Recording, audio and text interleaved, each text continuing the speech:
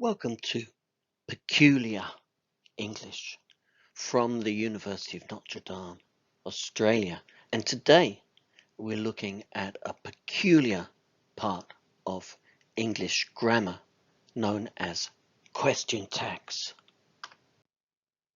How do you form question tags? Well, you start off with a short phrase. You were here. And then we can continue with the question form. Weren't you? And you can see that that might be used for emphasis.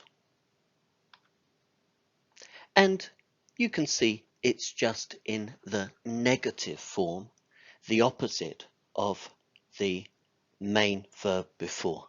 So were, weren't. Here's another one. This time the main phrase is negative. You haven't met before. Have you? So again, you can see that it's using the question form of the main verb have, and it's the opposite of the main verb. So haven't, have. Here's another one.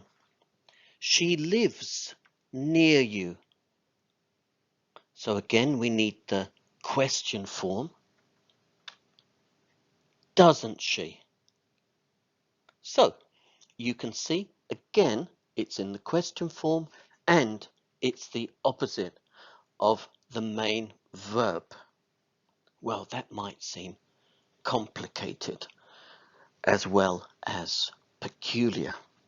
To make it perhaps even more peculiar, there are two different ways of pronouncing question tags depending on the meaning.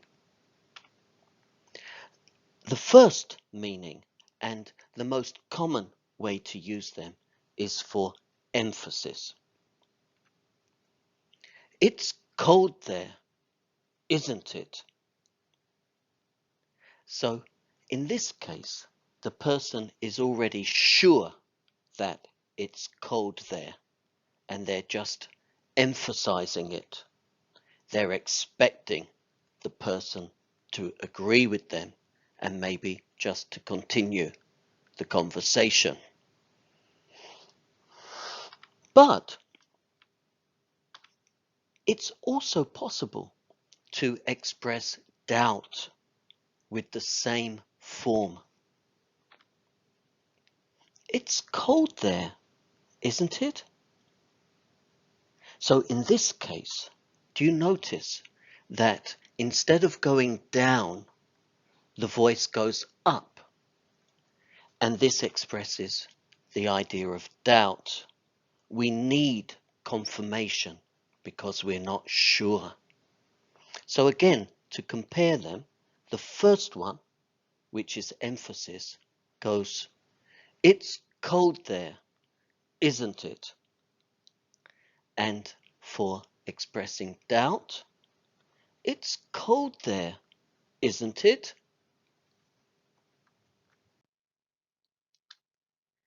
See if you can do some practice now.